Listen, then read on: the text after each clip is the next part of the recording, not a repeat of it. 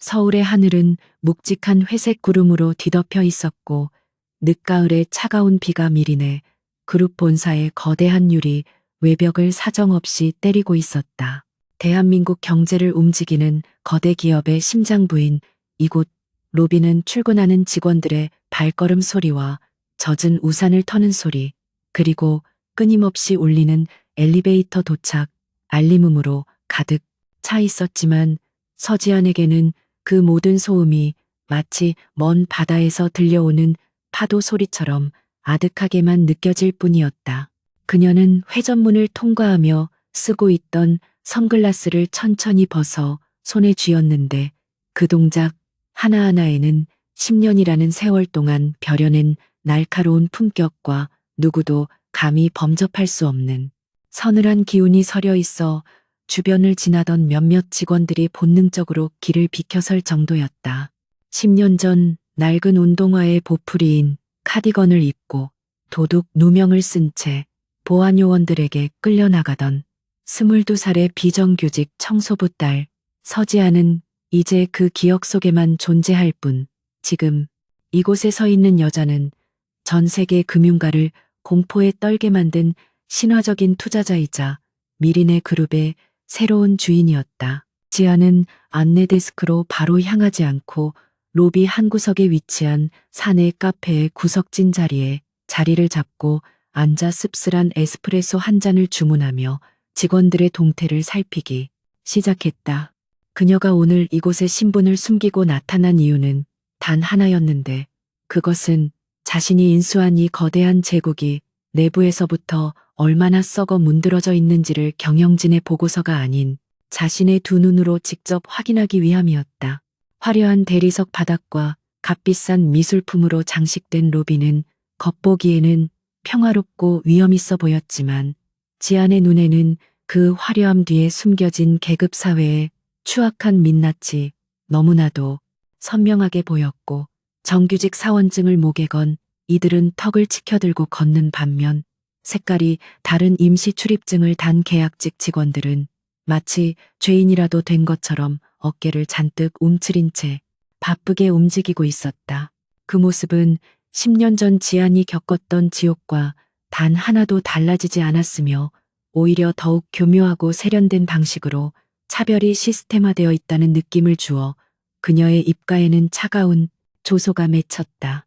그때 엘리베이터 홀 쪽에서 날카로운 고함 소리가 터져나오며 로비의 웅성거림을 단숨에 제압해버렸고 지안의 시선은 자연스럽게 소란이 일어난 곳으로 향했다.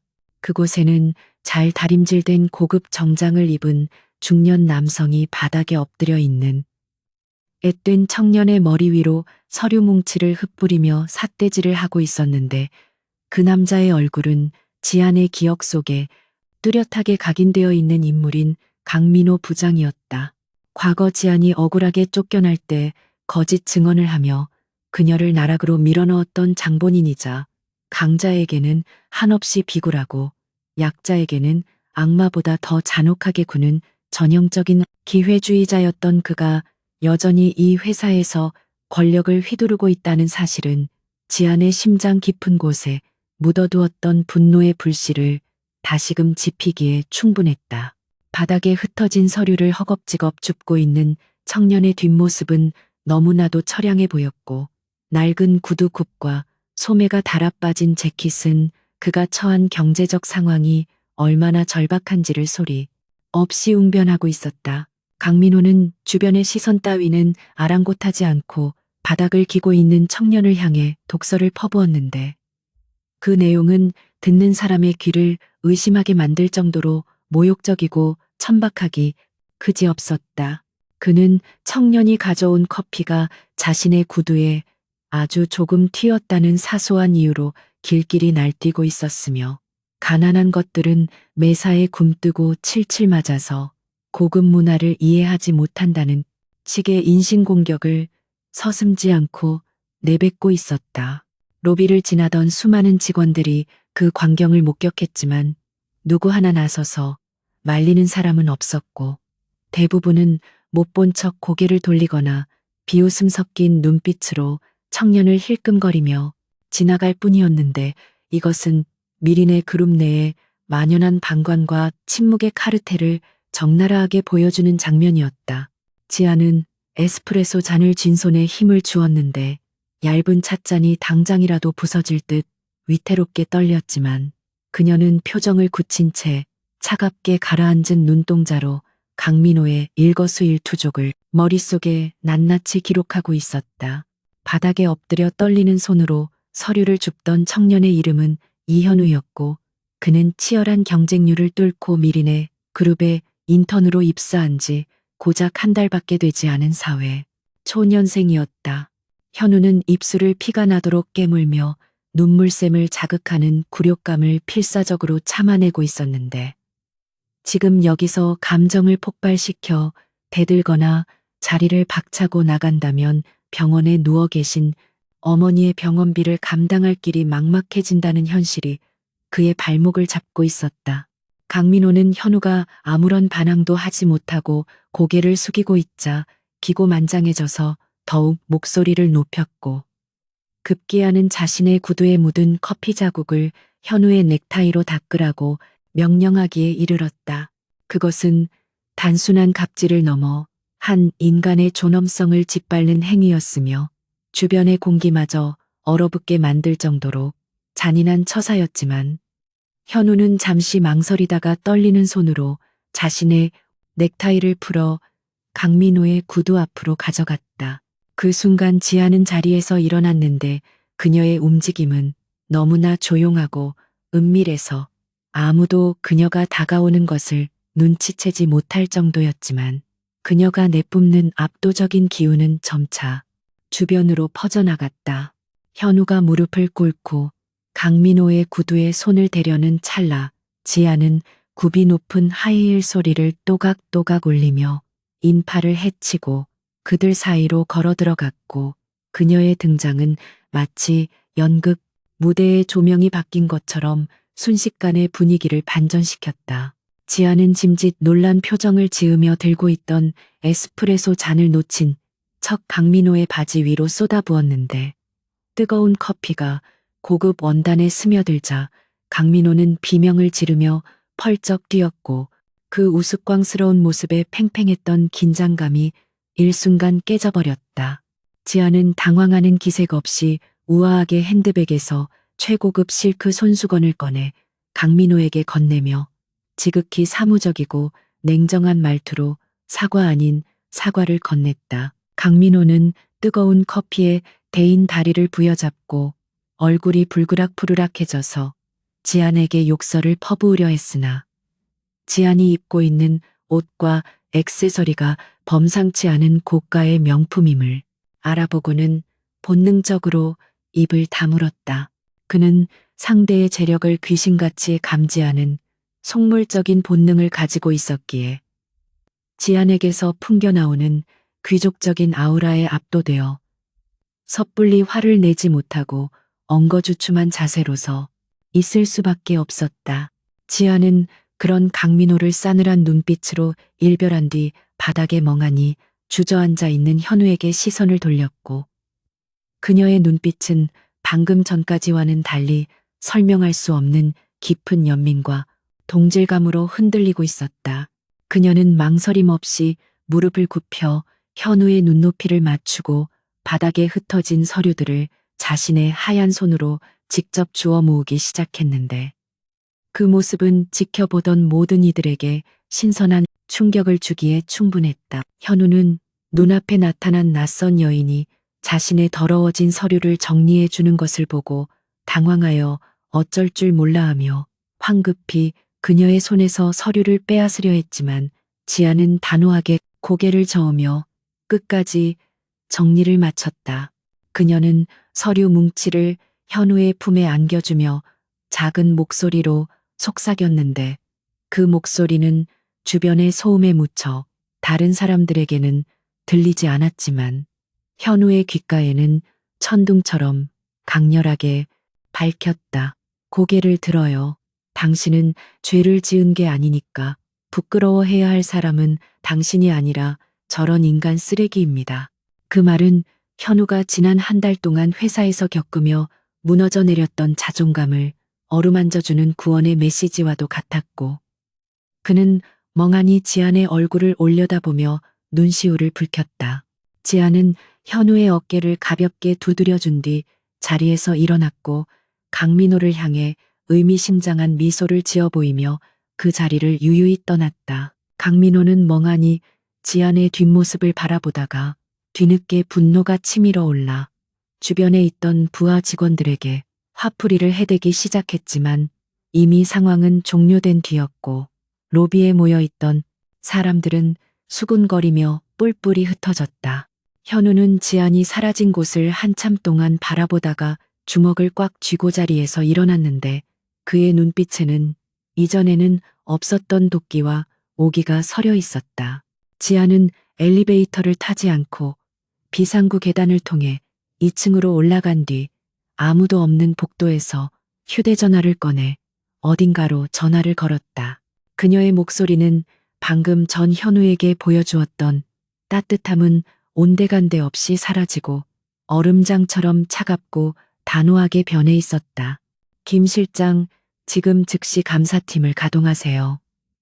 타깃은 인사팀 강민호 부장, 그리고 그 뒤를 봐주고 있는 최수진 상무까지 샅샅이 털어야 합니다. 먼지 하나라도 놓치지 마세요. 전화를 끊은 지아는 창밖으로 내리는 비를 바라보며 깊은 한숨을 내쉬었는데 유리창에 비친 자신의 얼굴이 10년 전 억울하게 쫓겨나던 날의 얼굴과 겹쳐 보이는 듯한 착각에 빠졌다. 그녀는 자신이 단순한 복수를 위해 돌아온 것이 아니라고 스스로에게 되뇌었지만 방금 전 목격한 강민호의 만행은 그녀의 이성을 마비시킬 만큼 끔찍한 트라우마를 자극했다. 미린의 그룹의 부패는 예상보다 훨씬 심각했고 권력을 쥔 자들은 자신들의 배를 불리기 위해 힘없는 직원들을 희생양으로 삼는 것을 당연하게 여기고 있었다. 지아는 이제 막 시작된 이 전쟁에서 절대 물러서지 않겠다고 다짐하며 주먹을 꽉 쥐었는데 그녀의 손톱이 손바닥을 파고들어 아릿한 통증이 느껴졌지만 그 통증이야말로 그녀가 살아있음을 증명하는 유일한 감각이었다.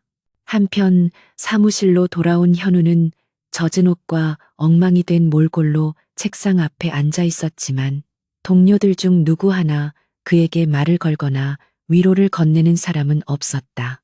모두가 강민호의 눈치를 보느라 현우를 철저히 투명 인간 취급하고 있었고 현우는 차가운 에어컨 바람 아래서 몸을 떨며 젖은 서류들을 말리기 시작했다.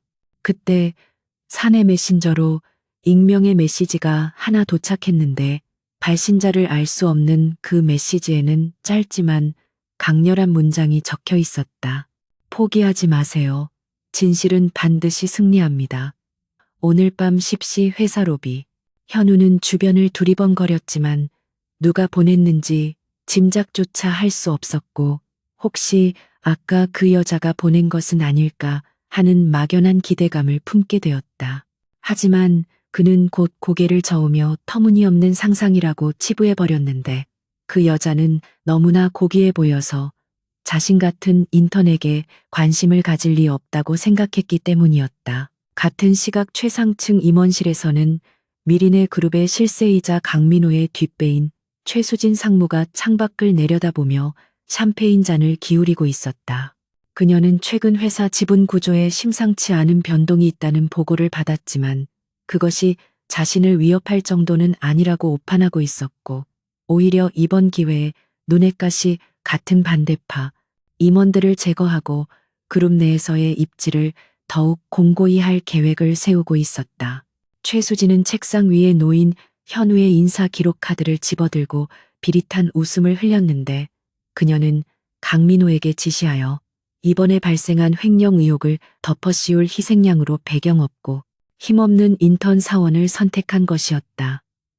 그녀에게 이현우라는 존재는 쓰고 버리는 소모품에 불과했으며 죄책감 따위는 느낄 필요조차 없는 하찮은 미물이었다. 오후가 되자 회사 내부에는 묘한 긴장감이 감돌기 시작했는데 감사팀 직원들이 예고 없이 들이닥쳐 재무팀과 인사팀의 서류를 압수수색하기 시작했기 때문이었다.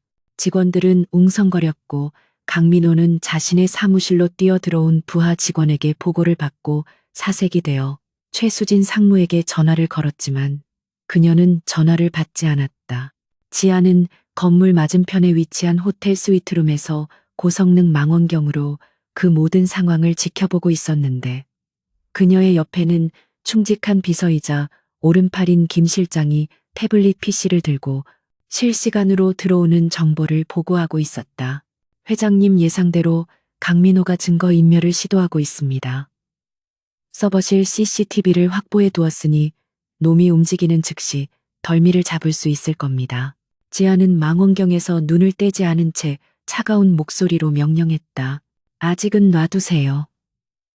쥐구멍을 막기 전에 쥐가 얼마나 다급하게 움직이는지 구경하는 것도 꽤 재미있으니까요. 밤 10시가 가까워지자 텅 빈 회사 로비에는 정적만이 감돌았고 밖에는 여전히 비가 추적추적 내리고 있었다. 현우는 야근을 핑계로 회사에 남아있다가 약속 시간에 맞춰 로비로 내려왔는데 텅 빈 공간이 주는 위압감에 눌려 숨을 죽이고 누군가를 기다렸다. 잠시 후 어둠 속에서 또각또각 구두 소리가 들려왔고 현우는 긴장된 표정으로 소리가 나는 쪽을 응시했는데 그곳에는 아침에 보았던 그 여자가 우아한 자태로 서 있었다. 지아는 아침과는 달리 검은색 정장 차림이었지만 그녀에게서 뿜어져 나오는 기품은 여전했고 현우는 자신도 모르게 마른 침을 삼켰다.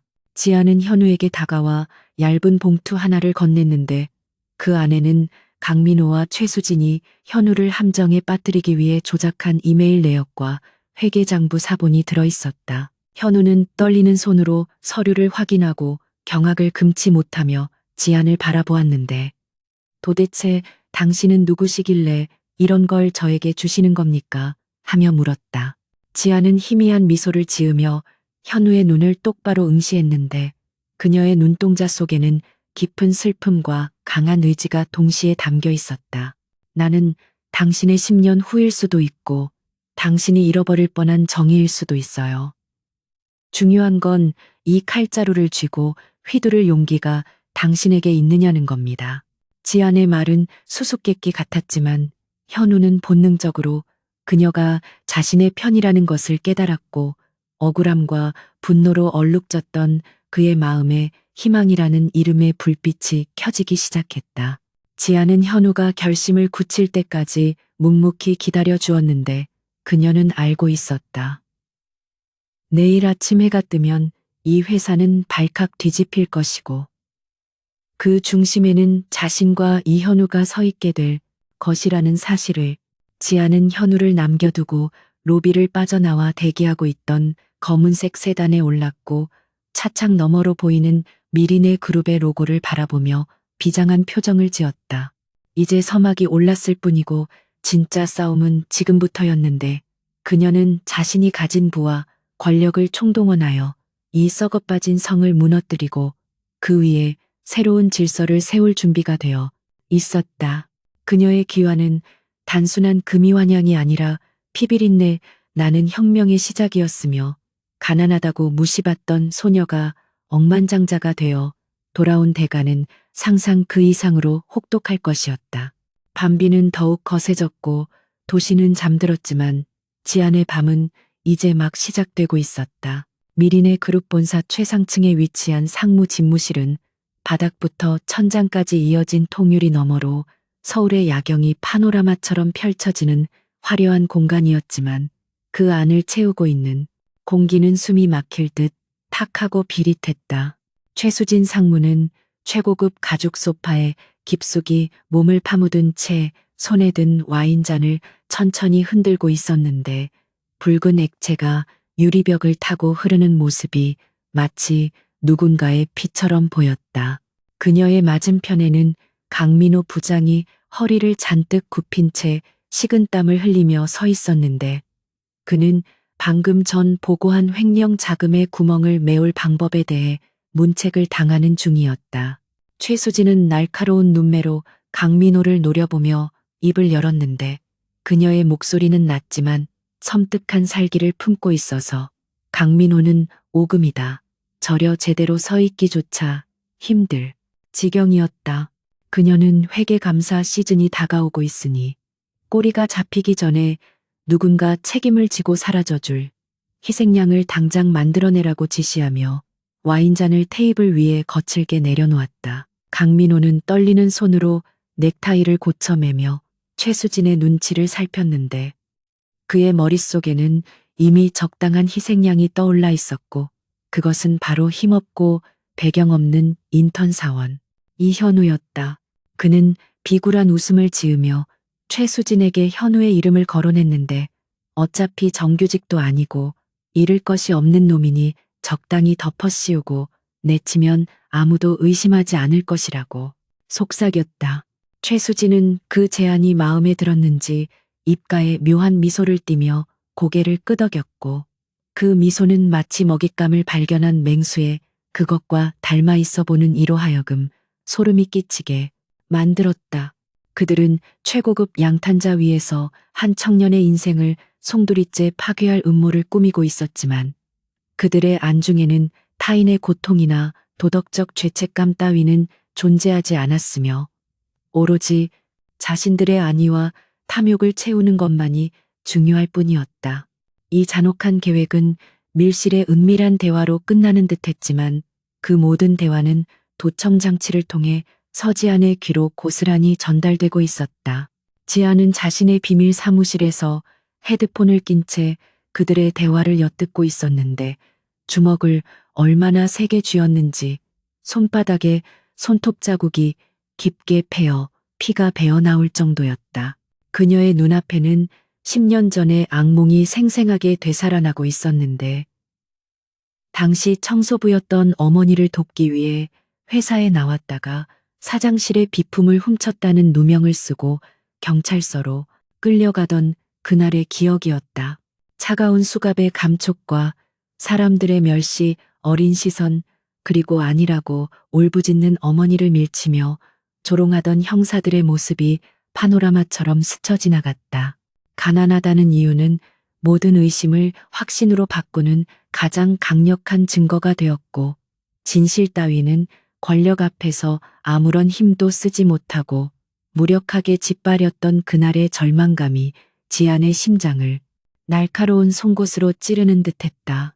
그녀는 떨리는 호흡을 가다듬으며 감았던 눈을 떴고 모니터 화면 속에 비친 강민호와 최수진의 얼굴을 보며 차갑게 가라앉은 목소리로 맹세했다. 이번에는 절대 너희들 뜻대로 되지 않을 것이며 내가 흘렸던 피눈물의 대가를 뼈저리게 치르게 해주겠노라고. 다음 날 아침 출근한 현우는 강민호의 호출을 받고 긴장된 마음으로 부장실로 들어갔는데 평소와 달리 강민호는 지나치게 친절한 미소를 지으며 그를 맞이했다. 강민호는 현우의 어깨를 두드리며 중요한 프로젝트를 맡기고 싶다고 말했는데 그것은 회사의 기밀 자금이 얽힌 해외 계좌 관리 업무였고 신입 인턴에게 맡기기에는 지나치게 막중하고 위험한 일이었다. 현우는 본능적으로 뭔가 이상하다는 것을 감지했지만 정규직 전환을 미끼로 던지는 강민호의 달콤한 제안을 거절할 명분이 없어 머뭇거릴 수밖에 없었다. 강민호는 보안 유지를 강조하며 모든 지시는 구두로만 이루어질 것이고 기록을 남기지 말라고 당부했는데 이는 나중에 문제가 생겼을 때 모든 책임을 현우에게 전가하기 위한 전형적인 수법이었다. 현우는 불안한 마음을 안고 알겠다고 대답하며 부장실을 나왔지만 등 뒤에서 느껴지는 강민호의 시선이 마치 뱀이 먹잇감을 노려보는 것처럼 끈적하고 불길하게 느껴져 몸서리를 쳤다. 점심시간이 되자 직원들이 모두 빠져나간 사무실은 적막감에 휩싸였고 현우는 홀로 남아 강민호가 지시한 서류들을 검토하고 있었는데 도무지 이해할 수 없는 숫자들의 나열에 머리가 지끈거려왔다.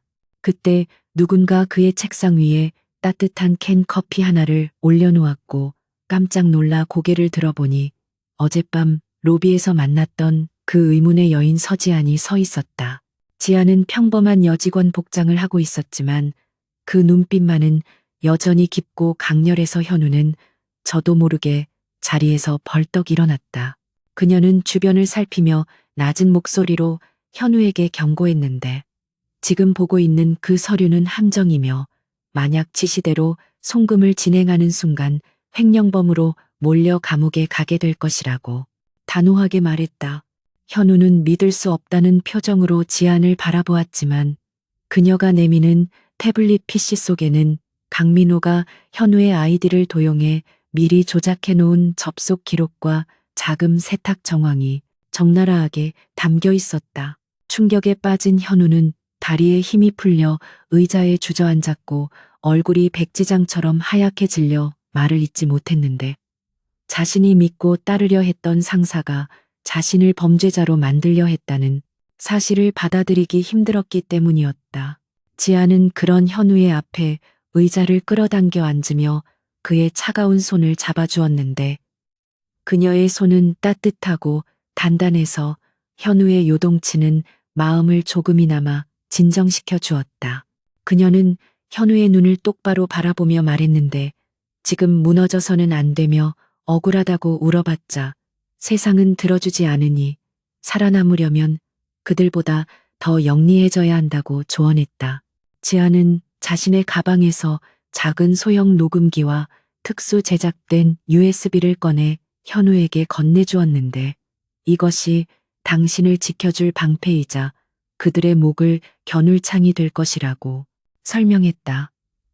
현우는 떨리는 손으로 물건들을 받아들며 도대체 왜 저를 도와주시는 거냐고 다시 한번 물었지만 지아는 씁쓸한 미소만 지을 뿐 명확한 대답을 해주지 않았다. 지아는 현우에게 구체적인 행동 지침을 내려주었는데 강민호가 지시를 내릴 때 반드시 녹음을 하고 송금 버튼을 누르기 직전에 전산망에 오류가 난 것처럼 위장하여 시간을 끌라는 치밀한 전략이었다. 또한 그녀가 준 USB를 컴퓨터에 꽂으면 자동으로 모든 데이터가 백업되어 별도의 서버로 전송되도록 설계되어 있으니 그것을 증거로 확보하라고 덧붙였다.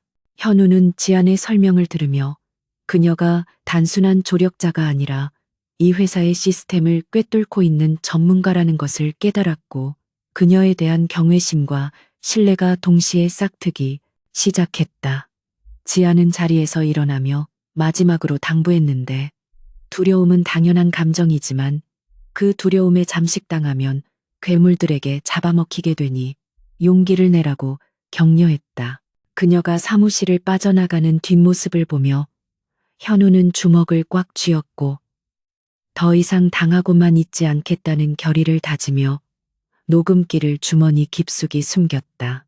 오후가 되자 강민호는 다시 현우를 호출하여 재촉하기 시작했는데 이번에는 아예 현우의 옆에 서서 모니터를 지켜보며 송금 과정을 감시하려 들었다. 현우는 심장이 터질 듯이 뛰었지만 지안의 조언을 떠올리며 필사적으로 표정을 관리했고 최대한 어리숙한 척하며 시스템이 느려 접속이 잘 안 된다고 둘러댔다.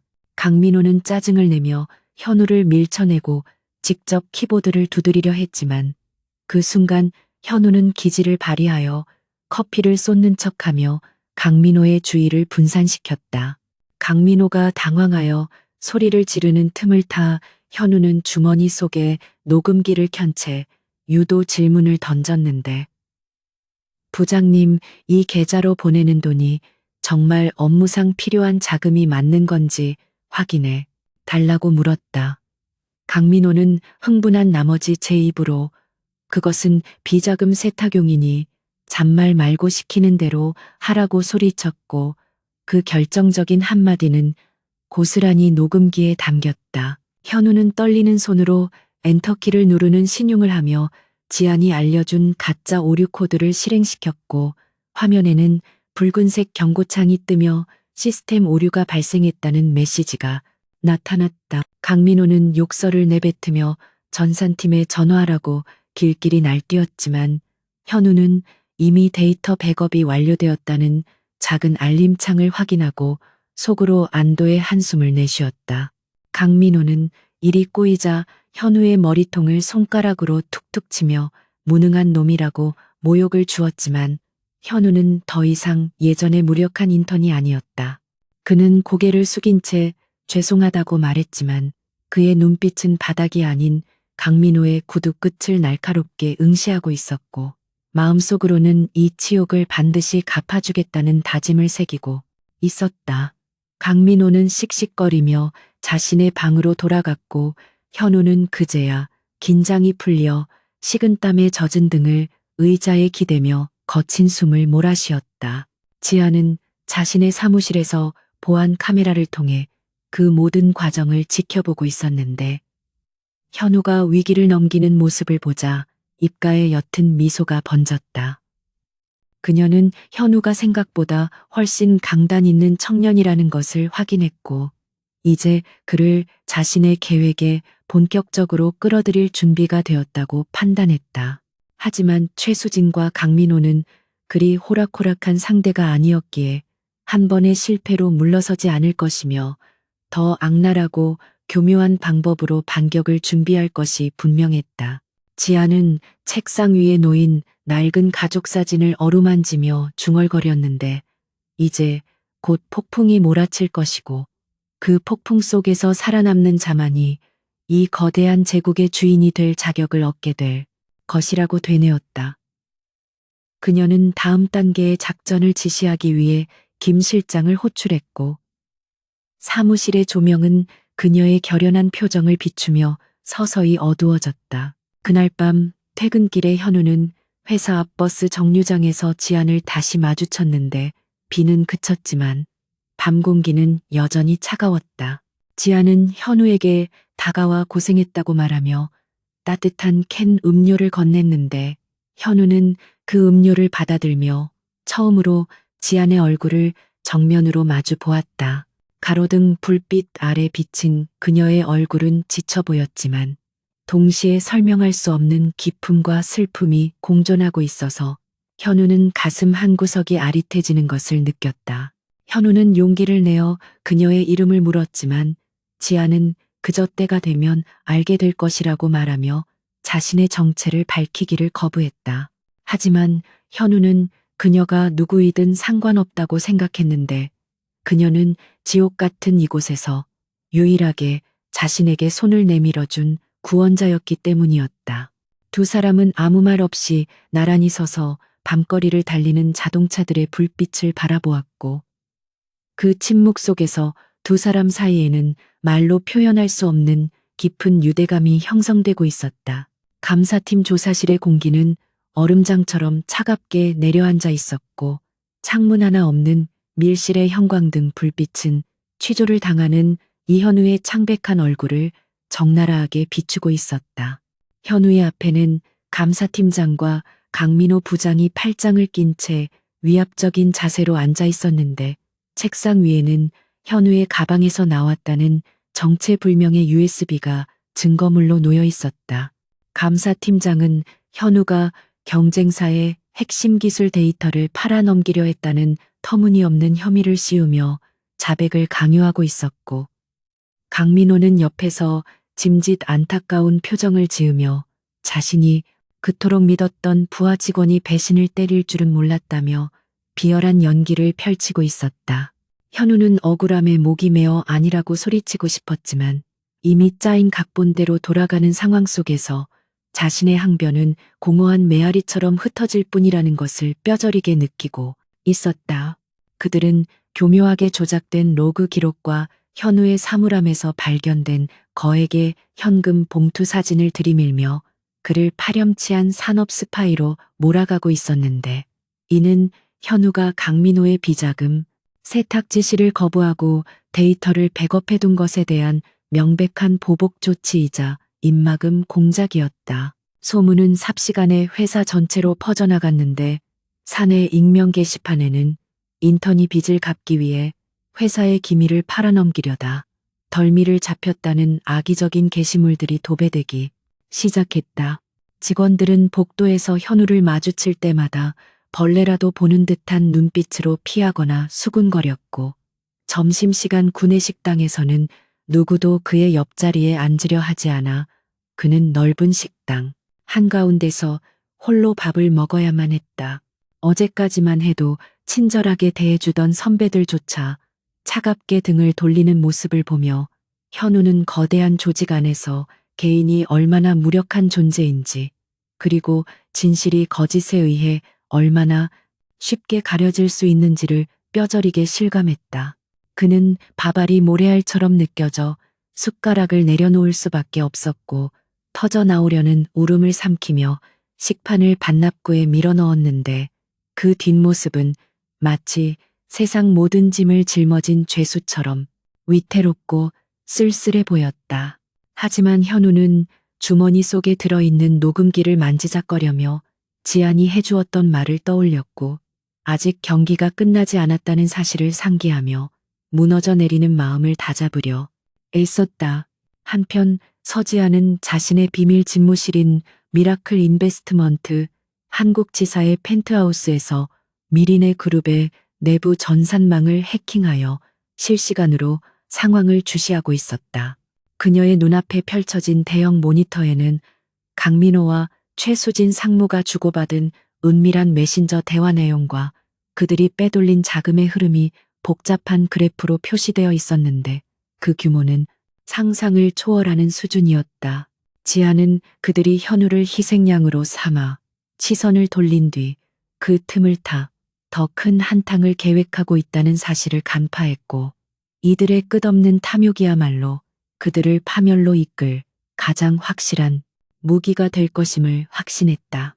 그녀는 김 실장을 불러 새로운 작전 지시를 내렸는데 그것은 유령 투자 회사를 설립하여 최수진에게 거짓 정보를 흘리고 그녀가 무리하게 자금을 동원하도록 유도하는 이른바 덧 놓기 작전이었다.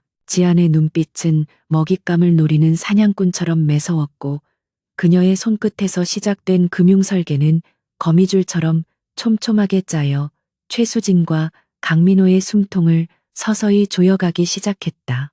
최수진 상무는 자신의 집무실에서 은밀하게 입수한 투자 정보지를 읽으며 탐욕스러운 미소를 감추지 못하고 있었는데 그 정보지에는 청광 캐피탈이라는 신생 투자사가 미리네 그룹의 계열사를 인수합병할 것이라는 1급 비밀이 적혀 있었다. 만약 이 정보가 사실이라면 미리네 그룹의 주가는 폭등할 것이고 미리 주식을 매집해 둔다면 천문학적인 시세 차익을 얻을 수 있다는 계산이 그녀의 머릿속을 빠르게 스쳐 지나갔다. 하지만 문제는 당장 동원할 수 있는 현금이 부족하다는 것이었고 그녀는 이미 회사 자금을 횡령하여 호화 별장과 요트를 구입하는데 탕진해버린 상태였다. 최수진은 초조하게 손톱을 물어뜯으며 강민호를 호출했고 그가 들어오자마자 문을 걸어 잠그고는 당장 회사 유보금 계좌에서 현금을 빼낼 방법을 강구하라고 닥달하기 시작했다. 강민호는 감사팀의 조사가 진행 중이라 위험하다고 난색을 표했지만 최수진은 이번 기회를 놓치면 평생 후회할 것이라며 성공만 하면 강민호에게도 막대한 지분을 떼어주겠다고 달콤한 유혹을 던졌다. 결국 강민호는 최수진의 압박과 자신의 욕망에 굴복하여 위험천만한 도박을 감행하기로 결심했는데 그는 현우에게 뒤집어 씌운 전산 오류 누명을 역이용하여 시스템 점검을 핑계로 보안망을 일시적으로 무력화시킬 계획을 세웠다. 그는 전산팀장까지 매수하여 야간에 서버 점검을 실시하도록 조작했고 그 시간 동안 유보금을 페이퍼 컴퍼니 계좌로 이체한 뒤 모든 기록을 삭제할 치밀한 시나리오를 구상했다. 강민호는 자신의 완벽한 계획에 도취되어 있었지만 그가 간과한 치명적인 사실은 그가 접속하려는 유령 계좌와 가짜 투자 정보 모두가 서지안이 파해놓은 함정이라는 것이었다. 지안은 모니터 너머로 강민호가 미끼를 무는 순간을 포착하고는 싸늘한 냉소를 터뜨렸는데 인간의 욕심은 끝이 없고 그 욕심이 눈을 가리면 벼랑 끝인지도 모르고 발을 내디디게 된다는 진리를 다시 한번 확인하는 순간이었다. 그녀는 키보드를 두드려 강민호가 이체하려는 자금의 경로를 추적할 수 있도록 백도어 프로그램을 활성화시켰고 이제 증거는 차고 넘치게 쌓여가고 있었다. 그날 밤 현우는 회사 옥상 정원에 올라가 칠흑 같은 어둠에 잠긴 도시를 내려다보며 깊은 한숨을 내쉬고 있었는데 내일이면 징계위원회가 열려 자신의 해고가 결정될 것이라는 통보를 받았기 때문이었다. 억울함과 분노, 그리고 미래에 대한 두려움이 뒤섞여 가슴을 짓눌렀고 차라리 이대로 포기하고 도망치고 싶은 충동이 그를 괴롭혔다. 그때 어둠 속에서 또다시 지안이 나타났는데 그녀는 마치 그림자처럼 소리 없이 다가와 현우의 옆에 섰고 난간에 기대어 말없이 야경을 바라보았다. 현우는 지안을 보자마자 참고 있었던 감정이 북받쳐 올라 떨리는 목소리로 물었는데 도대체 제가 이 싸움에서 이길 수 있는 확률이 얼마나 되는 거냐며 저들은 너무나 거대하고 자신은 고작 인턴 나부랭일 뿐이라고 자조했다. 지아는 천천히 고개를 돌려 현우를 바라보았는데 그녀의 눈동자는 흔들림 없이 고요했고 그 깊은 심연 속에는 확고한 신념이 자리 잡고 있었다. 지아는 현우에게 나직하지만 힘있는 목소리로 말했는데 싸움의 승패는 힘의 크기가 아니라 누가 더 잃을 것이 없는지 그리고 누가 더 진실에 가까운지에 달려 있다고 설명했다. 저들은 가진 것을 지키기 위해 거짓말을 덮고 또 덮어야 하지만 당신은 잃을 것이 없기에 두려울 것도 없으며 진실이라는 가장 강력한 무기를 쥐고 있다고 격려했다. 그녀는 현우에게 내일 열릴 징계위원회에서 순순히 혐의를 인정하는 대신 전 직원들이 보는 앞에서 공개 청문회를 요구하라는 파격적인 제안을 내놓았다. 현우는 그 말에 깜짝 놀라 눈을 크게 떴지만 지아는 이것만이 그들의 가면을 벗기고 진실을 세상에 알릴 수 있는 유일한 방법이라고 단언했다. 그녀는 현우의 손에 작은 메모리 카드를 쥐어주며 이것이 결정적인 순간에 당신을 지켜줄 마지막 히든 카드이니 절대 미리 꺼내지 말고 가장 결정적인 순간에 터뜨리라고 당부했다. 다음 날 아침 회사는 폭풍전야와 같은 긴장감에 휩싸여 있었고 최수진과 강민호는 지난밤 성공적으로 자금을 이체했다고 믿으며 승리에 도취되어 샴페인을 터뜨릴 준비를 하고 있었다. 그들은 현우의 해고 처리는 식은 죽먹기라고 생각했고 그가 쫓겨난 뒤에는 모든 죄를 그에게 뒤집어 씌우고 자신들은 유유히 빠져나갈 수 있을 것이라고 확신했다. 징계위원회가 열리는 대회의실에는 무거운 침묵이 흘렀고 임원들과 감사팀 직원들이 배석한 가운데 현우가 죄인처럼 고개를 숙이고 들어왔다. 강민호는 거만한 태도로 현우를 내려다보며 혐의를 인정하고 조용히 회사를 떠나면 형사 고발만은 면하게 해주겠다는 선심 쓰는 척 위선적인 제안을 던졌다. 하지만 현우는 천천히 고개를 들었고 그의 눈빛은 어제와는 달리 흔들림 없이 강렬하게 빛나고 있어 강민호를 당황하게 만들었다. 현우는 떨리지만 또렷한 목소리로 징계위원장을 향해 입을 열었는데 저는 혐의를 인정할 수 없으며 이 모든 조사가 조작되었다는 증거를 가지고 있다고 폭탄 선언을 했다.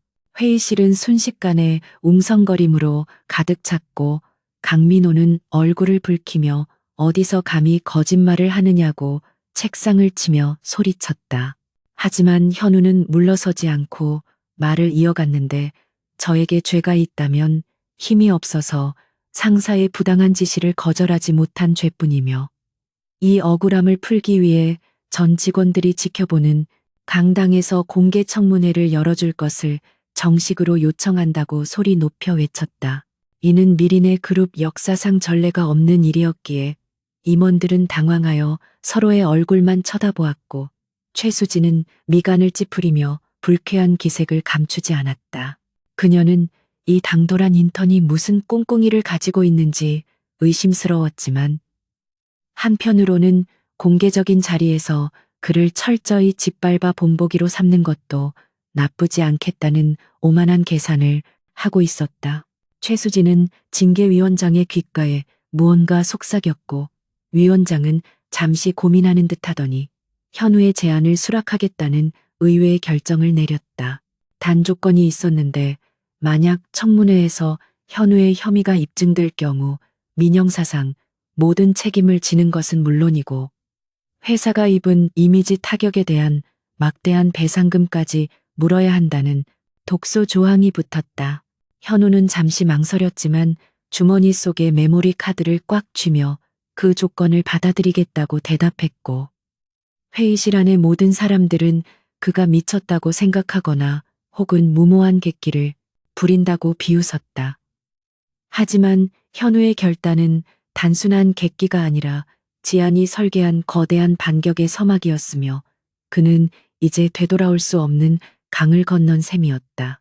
소식은 사내 메신저를 통해 순식간에 전파되었고 직원들은 인턴의 무모한 도전에 흥미를 느끼며 오후에 있을 공개 청문회에 대한 기대감으로 술렁이기 시작했다. 지아는 펜트하우스에서 생중계되는 회의실 상황을 지켜보며 만족스러운 미소를 지었는데 현우가 자신의 예상보다 훨씬 대담하게 행동해준 덕분에 판이 완벽하게 깔렸다고 판단했다. 그녀는 이제 자신이 직접 무대 위로 올라갈 시간이 다가오고 있음을 직감했고 드레스룸으로 향해 옷을 갈아입기 시작했다. 그녀가 선택한 의상은 10년 전 어머니가 선물해 주었던 낡은 정장이 아니라 미린의 그룹의 새로운 주인이자 절대적인 권력자임을 상징하는 최고급 맞춤 슈트였다. 거울 속에 비친 그녀의 모습은 더 이상 가난 때문에 눈치 보던 소녀가 아니었으며 세상을 발 아래 두고 호령할 준비가 된 여왕의 자태를 하고 있었다. 지아는 화장대 위에 놓인 사원증 하나를 집어들었는데 그것은 10년 전 자신이 목에 걸었던 낡은 계약직 사원증이었고 그녀는 그것을 재킷 안주머니에 소중히 챙겨 넣었다. 이것은 그녀가 누구인지 그리고 왜 돌아왔는지를 잊지 않기 위한 부적과도 같은 것이었다. 오후 2시가 되자 대강당은 호기심에 찬 직원들로 발 디딜 틈 없이 꽉 들어찼고 무대 위에는 현우와 강민호 그리고 징계위원들이 나란히 앉아 있었다. 분위기는 흡사 고대 로마의 콜로세움처럼 살벌했고 관중들은 피를 원하는 군중처럼 흥분해 있었지만 현우는 두 눈을 감고 호흡을 가다듬으며 마음의 평정을 유지하려 애썼다.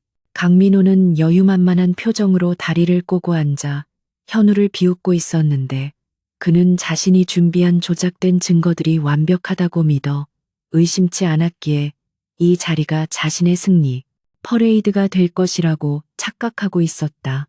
하지만 그는 모르고 있었다. 관중석 가장 뒤편 어둠 속에 서지안이 팔짱을 낀 채 이 모든 광경을 지켜보고 있다는 사실을 그리고 그녀가 손가락 하나만 까딱하면 자신의 인생이 나락으로 떨어지게 될 것이라는 사실을 말이다. 사회자의 개회 선언과 함께 마이크가 울려 퍼졌고 드디어 진실과 거짓이 정면으로 충돌하는 운명의 시간이 시작되었다. 현우는 자리에서 일어나 마이크를 잡았는데 처음에는 목소리가 조금 떨렸지만 이내 지안의 얼굴을 떠올리며 용기를 내어 또박또박 자신의 입장을 밝히기 시작했다. 그는 자신이 입사한 후 겪었던 부당한 대우와 강민호의 갑질, 그리고 비자금 세탁 지시를 받았던 정황들을 차분하게 진술했는데 그의 진정성 있는 태도는 듣는 이들의 마음을 조금씩 움직이기 시작했다. 직원들은 웅성거리며 설마 강 부장이 정말 그랬을까 하는 의구심을 품기 시작했고 강민호의 표정은 점점 굳어지며 초조함을 감추지 못했다. 강민호는 벌떡 일어나 현우의 말을 끊으며 증거를 내놓으라고 소리쳤고 현우는 기다렸다는 듯이 지안에게 받은 USB를 들어 보이며 이것이 바로 그 증거라고 맞받아쳤다. 그 순간 대형 스크린에는 강민호가 예상치 못한 화면이 띄워졌고 장내에는 경악에 찬 비명소리가 터져 나왔다. 대강당의 대형 스크린 위로 띄워진 영상과 스피커를 통해 흘러나오는 적나라한 음성은 대강당에 모인 수백 명의 임직원들을 충격의 도가니로 몰아넣기에 충분했고, 장내는 마치 폭탄이 터진 듯한 정적에 휩싸였다가 이내 웅성거림으로 들끓기 시작했다. 스크린 속에는 강민호 부장이 이현우 인턴에게 불법 자금 세탁을 지시하는 메신저 대화 내용이 토시 하나 틀리지 않고 확대되어 있었고, 스피커에서는 이것은 위에서 시키는 일이니 잔말 말고 처리하라는 강민호의 신경질적인 목소리가 생생하게 울려 퍼지고 있었다. 그것은 그가 주장하던 인턴의 단독 범행이라는 시나리오를 완벽하게 뒤집는 결정적인 증거였으며, 그 자리에 있던 모든 사람들은 자신들의 귀와 눈을 의심하며 경악을 금치 못했다. 강민호는 자신의 목소리가 강당 전체를 울리자 마치 감전된 사람처럼 온몸을 부들부들 떨며 얼굴이 흑빛으로 변해갔는데, 그는 이것이 꿈이기를 바라는 듯 눈을 질끈 감았다 떴지만 잔혹한 현실은 변하지 않은 채 그를 벼랑 끝으로 몰아붙이고 있었다. 현우는 떨리는 손으로 마이크를 움켜쥐고 있었지만 그의 표정은 더 이상 두려움에 떠는 약자의 것이 아니었으며, 진실을 밝혀낸 자만이 가질 수 있는 결연함으로 빛나고 있었다.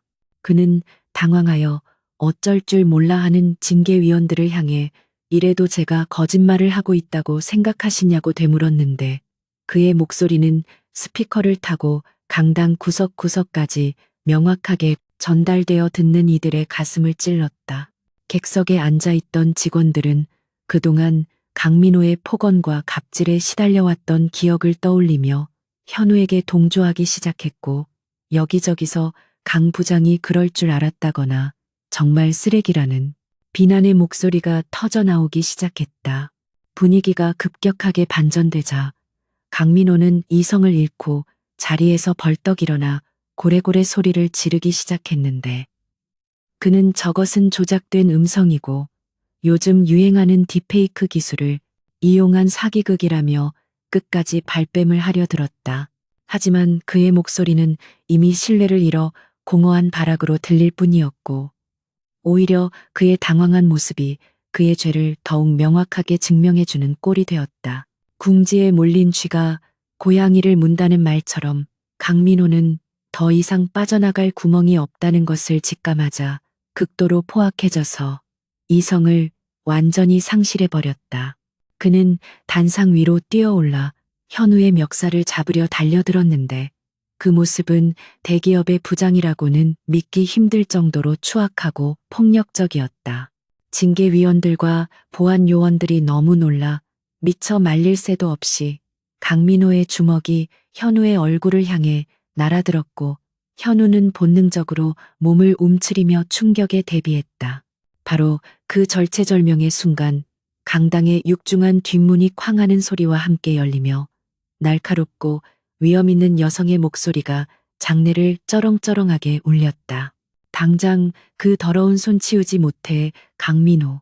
그 목소리에는 거역할 수 없는 절대적인 힘이 실려 있어서 광기에 사로잡혀 있던 강민호조차 순간적으로 동작을 멈추고 소리가 난 쪽을 바라보게 만들었다.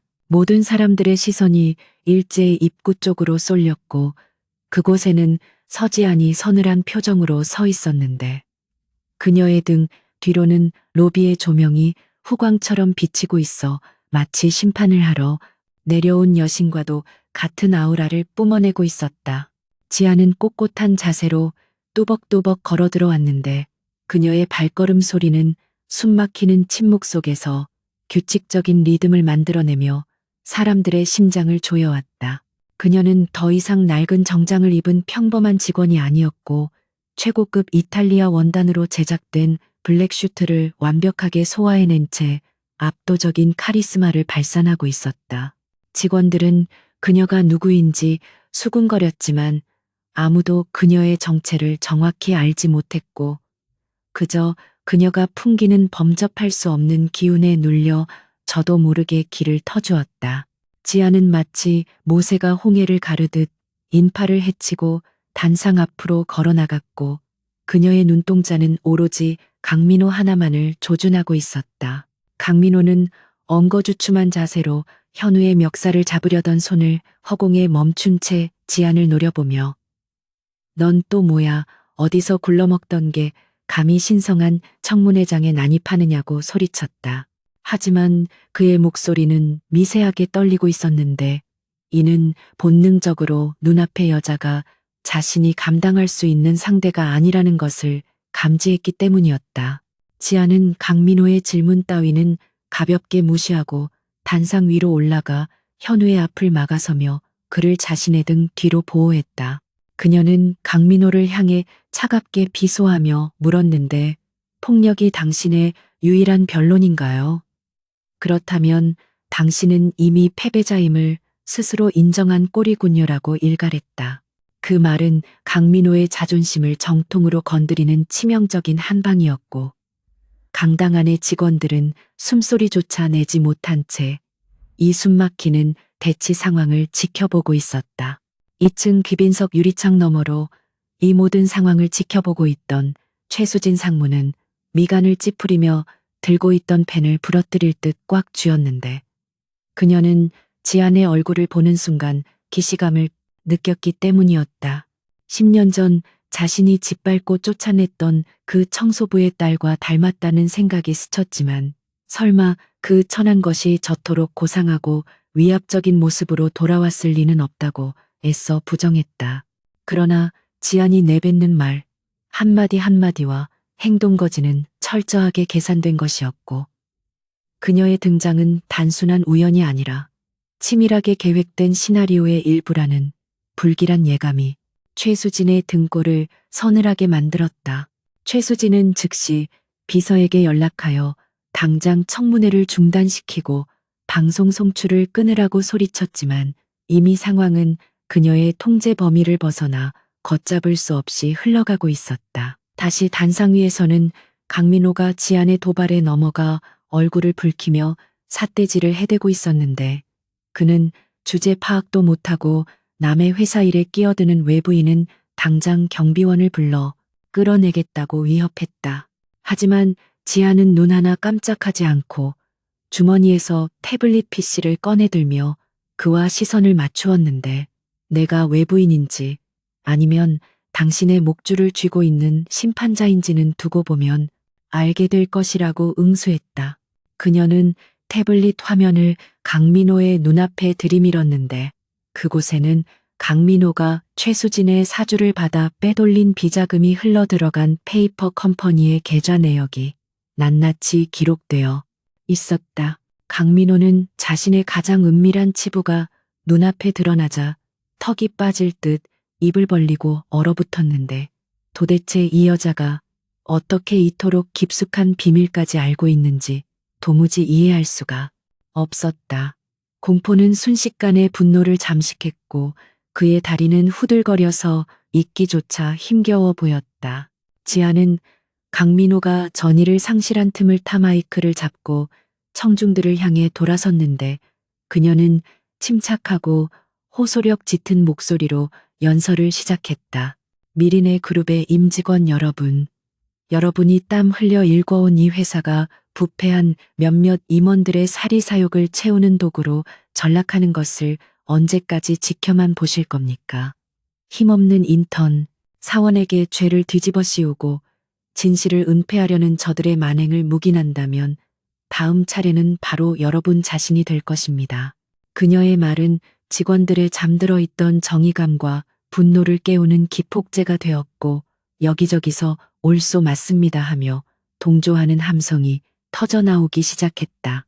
현우는 지안의 등 뒤에서 그녀의 떨리지 않는 어깨를 바라보며 뜨거운 눈물을 흘렸는데 혼자라고 생각했던 싸움에서 이토록 든든한 지원군이 있다는 사실이 그에게 무한한 용기를 불어넣어 주었다. 그때 강당의 스피커에서 삐하는 날카로운 잡음이 울리며 방송 장비의 전원이 강제로 차단되었고 조명까지 꺼지며 장내는 일순간 암흑천지가 되었다. 최수진이 내린 비상조치였지만 어둠 속에서도 직원들의 분노는 가라앉지 않았고 오히려 스마트폰 플래시를 켜며 항의하는 목소리가 더욱 거세졌다. 지아는 어둠을 틈타 현우의 팔을 잡고 단상 아래로 내려왔는데 그녀는 당황한 보안 요원들을 따돌리고 비상구를 통해 현우를 안전한 곳으로 대피시켰다. 복도를 빠르게 걸어가며 지아는 현우에게 아직 끝난 게 아니니 긴장을 늦추지 말라고 당부했고 오늘 보여준 용기가 헛되지 않도록 내가 반드시 마침표를 찍어주겠다고 약속했다. 현우는 지안의 손을 잡고 달리면서 그녀의 손에서 전해지는 온기를 통해 그녀가 단순히 강한 척하는 것이 아니라 진심으로 자신을 아끼고 걱정하고 있다는 것을 느낄 수 있었다. 한편 강민호는 캄캄한 강당에 홀로 남겨져 멍하니 서 있었는데 직원들의 야유와 비난이 쏟아지는 가운데 그는 자신이 철저하게 파멸했다는 사실을 받아들여야만 했다. 그때 그의 휴대전화가 울렸고 발신자는 최수진 상무였는데 전화를 받자마자 쏟아지는 그녀의 욕설과 질타는 그를 더욱 비참하게 만들었다. 최수진은 모든 게 내 놈이 일을 허술하게 처리해서 벌어진 일이니 네가 알아서 수습하고 만약 내 이름까지 거론되면 그때는 사회에서 매장시켜버리겠다고 협박하며 전화를 끊어버렸다. 강민호는 힘없이 휴대전화를 떨어뜨리며 바닥에 주저앉았는데 믿었던 동아줄이 썩은 동아줄이었다는 것을 깨달았을 때는 이미 너무 늦어버린 뒤였다. 그는 어둠 속에서 자신의 과거를 후회했지만 이미 엎질러진 물이었고 그를 기다리고 있는 것은 차가운 법의 심판뿐이었다. 지안과 현우는 회사 지하 주차장에 도착했는데 그곳에는 미리 대기하고 있던 김 실장의 차가 엔진을 켜둔 채 기다리고 있었다. 차에 올라탄 지아는 깊은 한숨을 내쉬며 등받이에 몸을 기댔는데 긴장이 풀리자 피로가 한꺼번에 몰려오는 듯했다. 현우는 조심스럽게 지안에게 물었는데 이제 어떻게 되는 거냐고 저들이 가만히 있지 않을 것 같다고 걱정스러운 표정으로 말했다. 지아는 창밖을 바라보며 나직하게 대답했는데 저들은 지금쯤 내부 분열이 일어나 서로를 물어뜯기 시작했을 것이고 그것이 바로 내가 노리던 바라고 설명했다. 그녀는 내일 아침 주주총회가 열릴 예정이며 그 자리에서 모든 것을 끝낼 것이라고 덧붙였는데 그 말 속에는 비장한 각오가 서려 있었다. 차는 어두운 지하 주차장을 빠져나와 빛이 쏟아지는 지상으로 올라갔고 그것은 마치 어둠을 뚫고 광명으로 나아가는 그들의 운명을 암시하는 듯했다. 그날 밤 미린의 그룹 본사는 밤새 불이 꺼지지 않았는데 감사팀과 법무팀이 긴급 소집되어 사태 수습에 나섰기 때문이었다. 하지만 이미 인터넷 커뮤니티와 SNS에는 청문회 영상이 유출되어 급속도로 퍼져나가고 있었고 미린의 그룹 불매운동 조짐까지 보이며 여론은 최악으로 치닫고 있었다. 최수진은 자신의 집무실에서 술병을 집어던지며 난동을 부렸는데 그녀는 이 모든 사태의 배후에 누군가 있다는 의심을 지울 수 없었고 그 의문의 여자가 누구인지 알아내기 위해 사설 탐정까지 고용했다. 하지만 지안의 신분은 철저하게 베일에 쌓여 있었고 그녀가 알아낼 수 있는 정보는 아무것도 없었다. 최수진은 불안감에 떨며 내일 있을 주주총회에서 자신의 경영권을 방어할 대책을 세우느라 밤을 꼬박 새웠지만 그녀의 머릿속은 이미 하얗게 비어버린 상태였다. 지아는 자신의 펜트하우스로 돌아와 샤워를 마치고 가운을 걸친 채 와인 한 잔을 들고 테라스로 나갔다. 서울의 야경은 여전히 화려하고 아름다웠지만 그녀의 눈에는 그 불빛 하나하나가 자본의 탐욕과 서민들의 눈물로 만들어진 신기루처럼 보였다.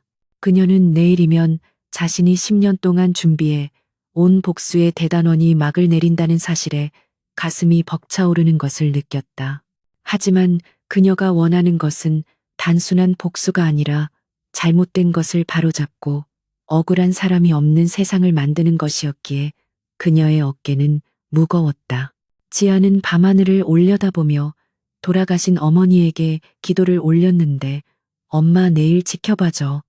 당신의 딸이 얼마나 강해졌는지, 그리고 정의가 승리한다는 것을 세상에 보여줄게라고 속삭였다.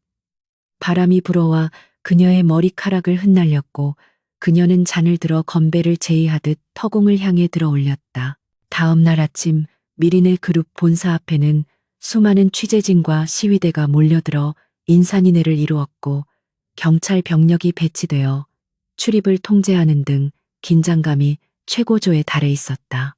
주주총회가 열리는 대회의장 앞 복도에는 무거운 정막이 감돌았고 주주들과 임원들은 굳은 표정으로 회의장에 입장하고 있었다.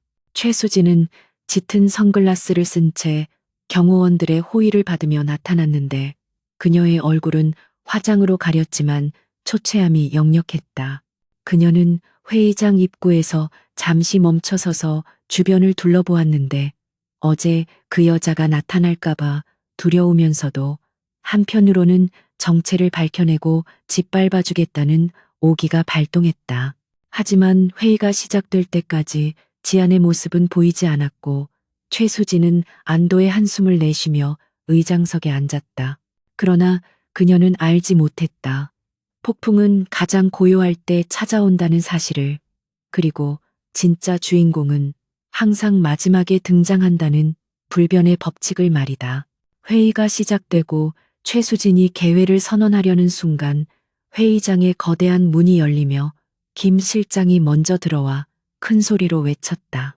미린의 그룹의 최대 주주이자 새로운 이사회 의장님이 입장하십니다.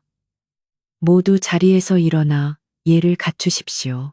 장내의 모든 사람들이 웅성거리며 문 쪽을 바라보았고 그곳에는 어제의 그 여자가 아닌 완벽한 여왕의 모습을 한 서지안이 서 있었다.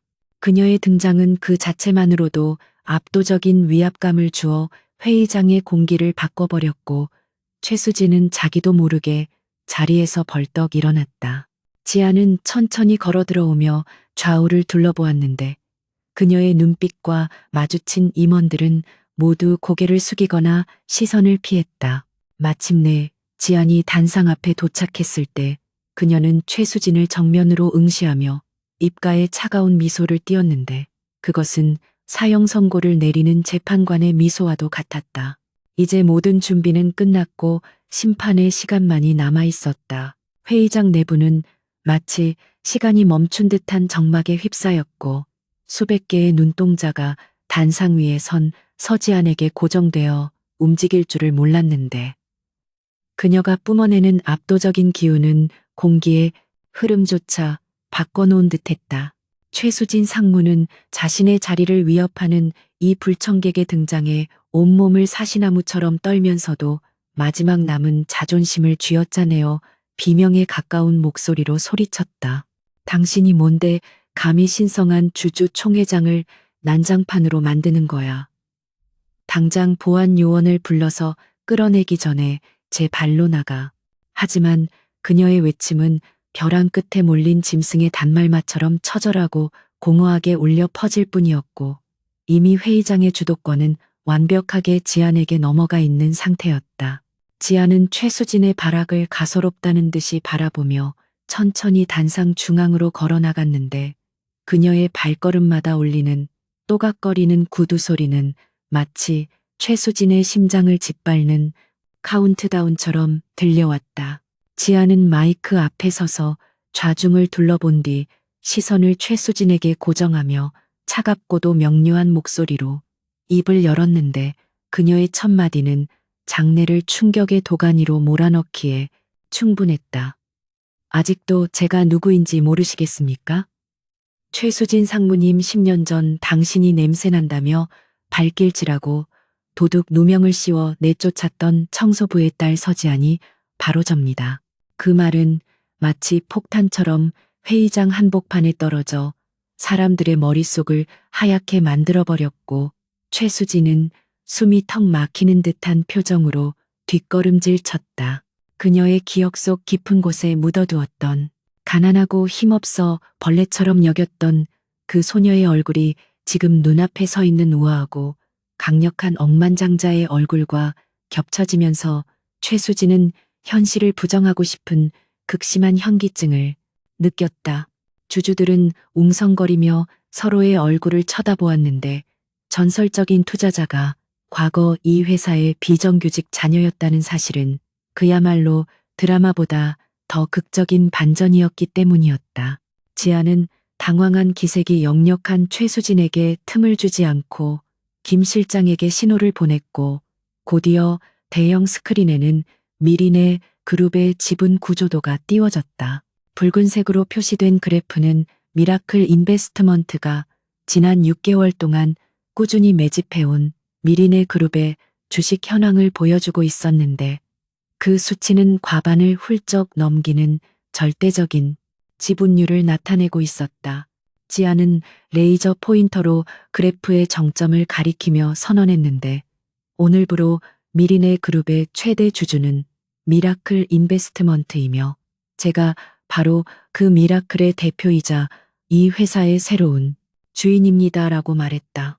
장내에는 경악에 찬 탄성이 터져 나왔고 그동안 최수진의 편에 서서 권력을 누리던 임원들은 사색이 되어 고개를 떨구었는데 그들은 자신들의 생사 여탈권을 쥔 새로운 권력자가 다름 아닌 자신들이 멸시했던 존재라는 사실에 전율했다. 최수진은 믿을 수 없는 현실에 다리가 풀려 의자 팔걸이를 꽉 움켜쥐었는데 그녀는 지안이 단순한 복수심으로 회사를 공격한 것이 아니라 철저하게 계산된 자본의 논리로 자신을 옥죄어 왔다는 사실을 깨달았다. 그녀는 떨리는 목소리로 이것은 불법적인 적대적 인수합병이라며 금융당국에 고발하겠다고 으름장을 놓았지만 지아는 코웃음을 치며 가방에서 두툼한 서류 뭉치를 꺼내 들었다. 불법을 논하기 전에 당신이 저지른 추악한 범죄부터 해명해야 할 겁니다. 여기에는 당신이 페이퍼 컴퍼니를 통해 빼돌린 회사, 자금 내역과 주가 조작 증거, 그리고 강민호를 사주해 힘없는 인턴을 희생양으로 삼으려 했던 통화 녹취록까지 모든 것이 들어 있습니다. 지안이 서류를 허공에 흩뿌리자 하얀 종이들이 눈송이처럼 흩날리며 최수진의 발치에 떨어졌고 그것은 마치 그녀의 몰락을 알리는 조곡처럼 비장하고 처참한 광경을 연출했다. 스크린의 화면이 바뀌며 최수진이 횡령한 자금으로 구입한 호화 요트와 해외 별장, 그리고 차명 계좌의 입출금 내역이 적나라하게 공개되자 주주들은 분노를 참지 못하고 고함을 지르기 시작했다.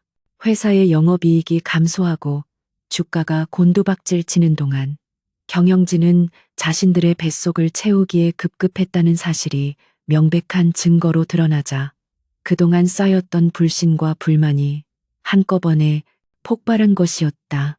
최수진은 아니라고 소리치며 변명을 늘어놓으려 했지만 성난 파도처럼 밀려드는 비난의 화살을 막아내기에는 역부족이었고 그녀의 얼굴은 공포와 수치심으로 붉게 물들었다.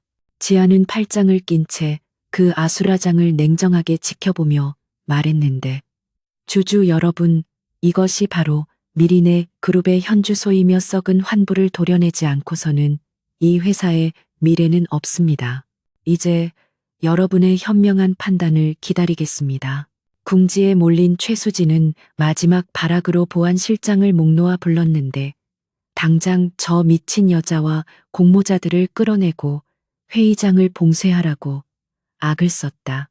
보안 요원들이 우르르 회의장 안으로 뛰어들어왔지만 그들은 지안을 향해 달려드는 대신 최수진과 그녀의 측근 임원들을 애워싸는 의외의 행동을 보였다. 최수진은 당황하여 이게 무슨 짓이냐며 길길이 날뛰었지만 보안실장은 굳은 표정으로 고개를 숙이며 말했다. 죄송합니다. 상무님, 저희는 오늘부로 새로운 회장님의 지시를 따르기로 했습니다. 지아는 이미 회사의 보안 시스템과 인력까지 모두 장악해둔 상태였고 권력의 추가 어디로 기울었는지를 본능적으로 감지한 직원들은 부패한 옛 주인 대신 정의롭고 강력한 새 주인을 선택한 것이었다. 최수진은 배신감에 몸을 떨며 주저앉았고 그녀의 곁에는 이제 아무도 남아있지 않았다.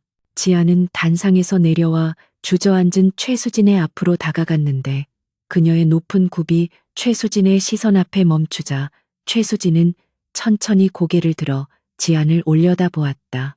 10년 전 지안이 무릎을 꿇고 빌었을 때 내려다보던 그 시선이 이제는 완벽하게 역전되어 있었고 지안의 눈빛에는 연민조차 담겨 있지 않은 싸늘한 경멸만이 가득했다. 지안은 허리를 굽혀 최수진의 귓가에 나직하게 속삭였는데 가난이 죄가 아니라 당신처럼 권력을 이용해 타인의 삶을 짓밟는 것이 진짜 죄악이라는 것을 이제는 알겠나요? 당신이 뺏어간 우리 엄마의 명예와 나의 청춘에 대한 이자는 이걸로 퉁치도록 하죠. 그 말은 최수진의 가슴에 비수처럼 꽂혔고 그녀는 아무런 대꾸도 하지 못한 채 멍하니 지안을 바라보다가 눈물을 흘리기 시작했는데 그것은 회한의 눈물이 아니라 패배자의 굴욕적인 눈물이었다. 곧이어 경찰과 검찰 수사관들이 회의장에 들이닥쳤는데 지안이 미리 제출한 고발장에 따라 최수진과 강민호 그리고 비리에 연루된 임원들에 대한 긴급 체포 영장이 발부된 상태였다. 수사관들이 최수진의 팔에 수갑을 채우자 그녀는 비명을 지르며 저항했지만 건장한 수사관들의 힘을 당해낼 수는 없었고 결국 머리가 헝클어진 채 질질 끌려나가는 신세가 되었다. 강민호 역시 구석에 숨어 있다가 발각되어 수갑을 차게 되었는데 그는 지안을 보며 살려달라고 애원했지만 지안은 눈길조차 주지 않고 차갑게 외면했다.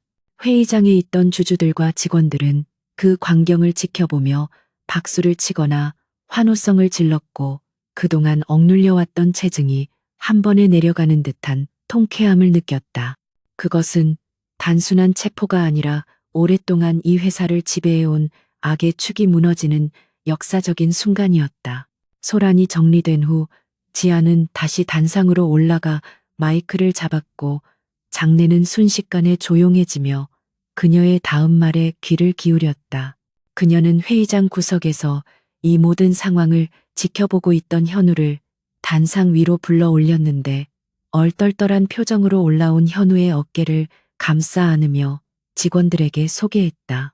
여기 있는 이현우 사원은 부당한 압력에 굴복하지 않고 끝까지 양심을 지킨 용기 있는 직원입니다. 저는 이런 인재들이 정당한 대우를 받고 능력을 펼칠 수 있는 회사를 만들 것입니다. 지안의 말이 끝나자 우레와 같은 박수갈채가 쏟아졌고 현우는 벅찬 감동에 눈시울을 붉히며 고개를 숙여 인사했다. 인턴이라는 이유로 무시받고 짓밟았던 그가 회사의 영웅으로 다시 태어나는 순간이었으며 이는 미린의 그룹이 능력과 도덕성을 중시하는 새로운 조직으로 거듭날 것임을 알리는 상징적인 장면이었다. 지안은 즉석에서 긴급 안건을 상정하여 기존 이사진의 전원 해임과 새로운 경영진 구성을 제안했고 주주들은 만장일치로 그녀의 제안을 통과시켰다.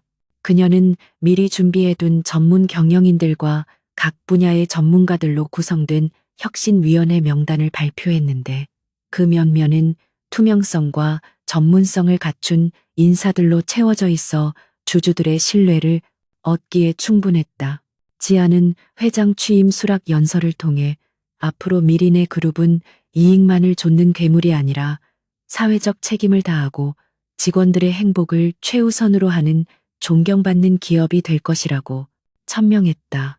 그녀의 목소리에는 흔들림 없는 확신과 비전이 담겨 있었고 듣는 이들의 가슴을 뜨겁게 만드는 진정성이 느껴졌다. 회의가 모두 끝나고 사람들이 빠져나간 뒤 지아는 텅 빈 회의장의 가장 높은 자리에 앉아 잠시 눈을 감고 깊은 생각에 잠겼다. 10년이라는 긴 세월 동안 오직 이 순간만을 위해 달려왔지만 막상 목표를 이루고 나니 허무함보다는 무거운 책임감이 그녀의 어깨를 짓눌렀다. 하지만 그녀는 혼자가 아니라는 것을 알기에 두렵지 않았는데 그녀의 곁에는 충직한 김 실장과 용기 있는 현우, 그리고 변화를 갈망하는 수많은 직원들이 함께하고 있었다. 지아는 눈을 뜨고 창밖으로 보이는 서울의 풍경을 바라보았는데 비가 그치고 구름 사이로 찬란한 햇살이 쏟아져 내리고 있었고 그것은 마치 그녀와 미린의 그룹의 앞날을 축복하는 서광처럼 보였다. 현우가 조심스럽게 다가와 커피 한 잔을 건네며 회장님 수고하셨습니다. 라고 말하자 지아는 따뜻한 미소를 지으며 고마워요. 현우 씨 이제부터가 진짜 시작이에요. 라고 대답했다. 두 사람은 서로를 바라보며 신뢰의 눈빛을 교환했고 그들 사이에는 상사와 부하 직원을 넘어선 전우애와 같은 끈끈한 유대감이 흐르고 있었다. 지아는 자리에서 일어나 현우와 함께 회의장을 걸어 나갔는데 그녀의 뒷모습은 더 이상 복수의 화신이 아니라 새로운 시대를 이끌어갈 리더의 위엄으로 빛나고 있었다. 복도에는 직원들이 나와 그녀를 향해 고개를 숙여 존경을 표했고 지아는 그들에게 일일이 눈을 맞추며 감사의 인사를 전했다. 그렇게 가난하다고 괴롭힘 당하던 소녀는 전설이 되어 돌아왔고 회사는 충격과 공포를 넘어 새로운 희망으로 다시 깨어나고 있었다. 그날 저녁 뉴스는 미린의 그룹의 드라마틱한 경영권 교체와 비리, 경영진의 구속 소식을 톱기사로 다루었고 서지안이라는 이름은 대한민국 재계의 핫 키워드로 떠올랐다. 사람들은 흑수저 신화의 주인공인 그녀에게 열광했고 그녀의 성공 스토리는 수많은 사람들에게 희망과 영감을 주었다. 하지만 지아는 세상의 환호에 들뜨지 않고 차분하게 다음 계획을 준비하고 있었는데 그녀는 알고 있었다. 무너뜨리는 것보다 다시 세우는 것이 훨씬 더 어렵고 중요한 일이라는 것을. 그녀의 집무실 불빛은 밤늦도록 꺼지지 않았고 그녀는 책상 앞에 앉아 서류를 검토하며 미린의 그룹의 새로운 청사진을 그려나가고 있었다. 미린의 그룹의 본사 건물에는 지난 수십 년간 한 번도 느껴보지 못한 서늘하고도 매서운 피바람이 불어닥치고 있었는데 그것은 단순한 공포가 아니라 썩은 살을 도려내고 새 살을 돋게 하기 위한 필연적인 진통과도 같았다. 주주총회가 끝난 직후 서재한 회장의 첫 번째 공식 지시는 감사팀과 법무팀을 대폭 보강하여 그룹 내의 모든 비리, 사슬을 끊어내는 대대적인 숙청 작업을 시작하는 것이었다. 이른바 미린의 정화 프로젝트라 명명된 이 작업은 과거 최수진 상무와 강민호 부장에게 줄을 서서 온갖 부정을 저질렀던 임직원들을 대상으로 한 무자비한 징계와 형사 고발을 포함하고 있었다. 사무실 곳곳에서는 매일같이 고성이 오가고 짐을 싸는 사람들이 줄을 이었으며 그동안 권력의 비호 아래 호의호식하던 부패한 관리자들은 자신들이 저지른 죄의 무게를 감당하지 못해 바닥에 주저앉아 통곡하거나 서로에게 책임을 떠넘기며 추태를 부리고 있었다. 하지만 지아는 그 어떤 타협도 용납하지 않았고 원칙대로 처리하라는 서늘한 지시만을 내리며 집무실에서 모든 상황을 냉정하게 조율하고 있었다. 가장 먼저 칼날이 겨누어진 곳은 인사팀과 재무팀이었는데 그곳은 강민호가 자신의 신복들을 심어놓고 직원들의 고열을 빨아먹던 비리의 온상이었기 때문이었다. 감사팀 직원들이 들이닥쳐 관련 서류와 컴퓨터, 하드디스크를 압수하자 그동안 강민호의 지시로 채용 비리를 저지르거나 회계 장부를 조작했던 직원들은 사색이 되어 떨었다. 그들은 위에서 시키는 대로 했을 뿐이라며 억울함을 호소했지만 지아는 불이한 지시를 따르는 것 또한 악에 동조하는 것이라는 명확한 기준을 세워 그들 모두를 해고 조치하고 사법당국에 넘겼다. 반면 그동안 부당한 지시에 저항하다가 한직으로 밀려나거나 승진해서 누락되었던 양심적인 직원들은 다시 본래의 자리로 복귀되었고 그들은 지안의 파격적인 인사에 감격하며 눈물을 흘렸다. 회사의 공기는 빠르게 정화되어 갔고 직원들은 이제야 회사가 정상적으로 돌아가기 시작했다는 안도감과 함께 새로운 회장에 대한 깊은 신뢰를 보내기 시작했다. 구치소 접견실의 차가운 철창 너머로 최수진은 수의를 입은 초라한 모습으로 앉아 있었는데 화려했던 명품 정장과 보석들은 온데간데 없고 화기 하나 없는 쌩얼의 얼굴은 며칠 사이에 10년은 늙어 보일 정도로 상해 있었다. 지아는 검은색 정장 차림으로 그녀의 맞은편에 앉아 무표정한 얼굴로 최수진을 바라보았는데 두 사람 사이에는 숨막히는 침묵만이 흐르고 있었다.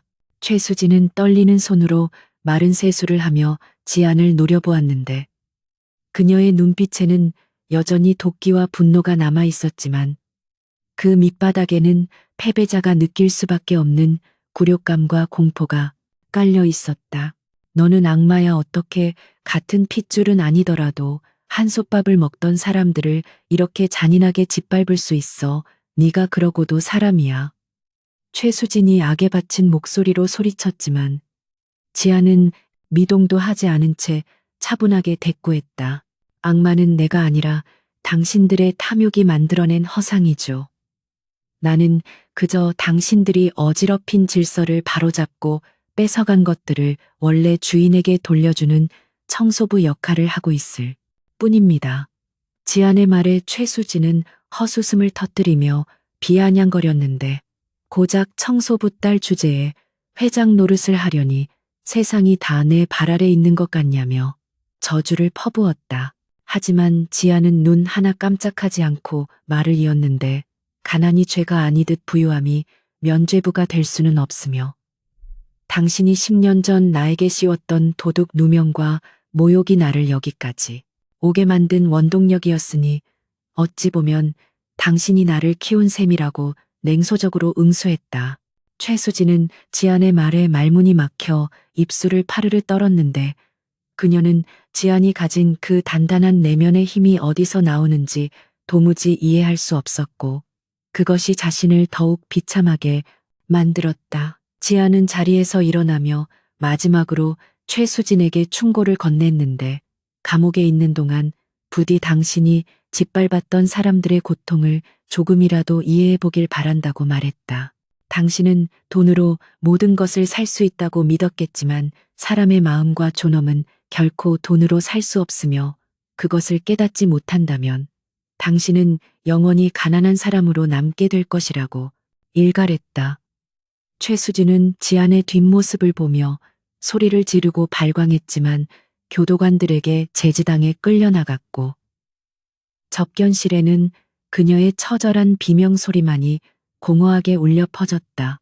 지아는 구치소를 빠져나오며 깊은 한숨을 내쉬었는데 복수는 끝났지만 마음 한구석이 뻥 뚫린 듯한 허전함은 어쩔 수 없었다.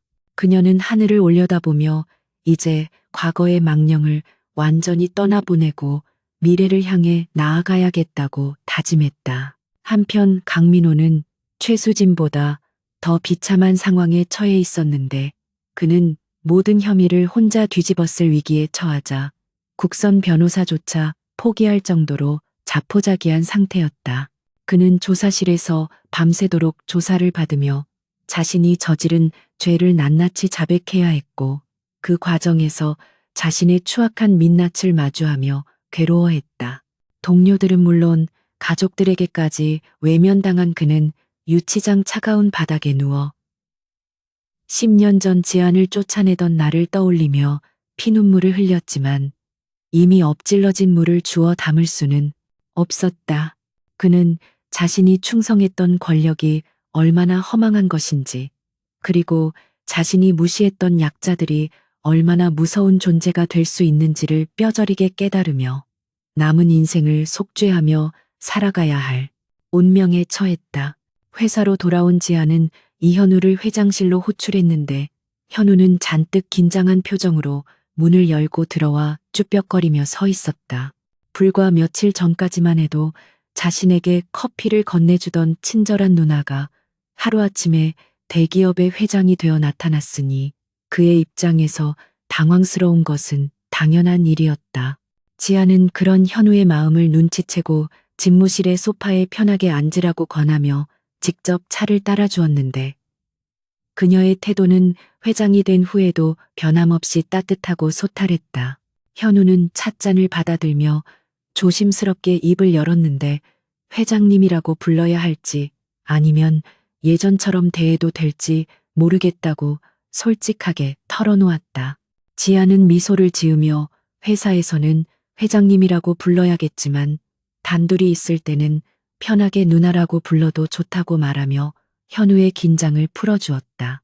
지아는 현우에게 정식으로 사과했는데 회사의 부조리로 인해 겪어야 했던 고통과 수모에 대해 최고 경영자로서 깊은 책임을 느낀다고 고개를 숙였다. 그리고 현우가 보여준 용기와 정직함이 회사를 구하는데 결정적인 역할을 했다고 치하하며 그를 정규직으로 전환함과 동시에 회장 직속의 윤리 경영팀 팀장으로 발령내겠다고 파격적인 제안을 했다. 현우는 깜짝 놀라 손사래를 치며 자신은 아직 경험도 부족하고 배울 것이 많은 인턴일 뿐이라며 과분한 자리라고 사양했다.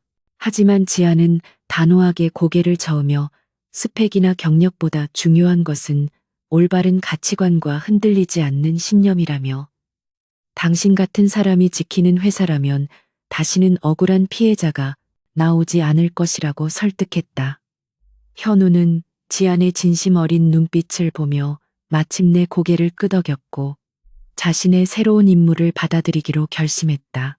지안은 회사의 근본적인 체질 개선을 위해 혁신적인 조치들을 연이어 발표했는데 그중 가장 눈에 띄는 것은 비정규직과 정규직의 차별을 철폐하는 것이었다. 그녀는 사내 식당과 휴게실 등 모든 편의시설을 직급이나 고용 형태와 상관없이 누구나 동등하게 이용할 수 있도록 개방했고 직원들의 신분증 색깔을 통일하여 시각적인 차별, 요소를 없앴다. 또한 미라클 재단을 설립하여 경제적인 어려움을 겪고 있는 직원들에게 학자금과 의료비를 지원하고 사내 대출 제도를 확대하여 직원들이 사채의 늪에 빠지지 않도록 안전장치를 마련했다. 이러한 지안의 행보는 직원들에게 폭발적인 호응을 얻었고 미리네 그룹은 꿈의 직장이라는 별명을 얻으며 취업 준비생들이 가장 입사하고 싶은 기업 1위로 선정되기도 했다. 어느 날 저녁 지아는 야근을 마치고 퇴근하려다가 로비에서 청소 여사님들이 쉬고 있는 모습을 보고 발걸음을 멈추었다.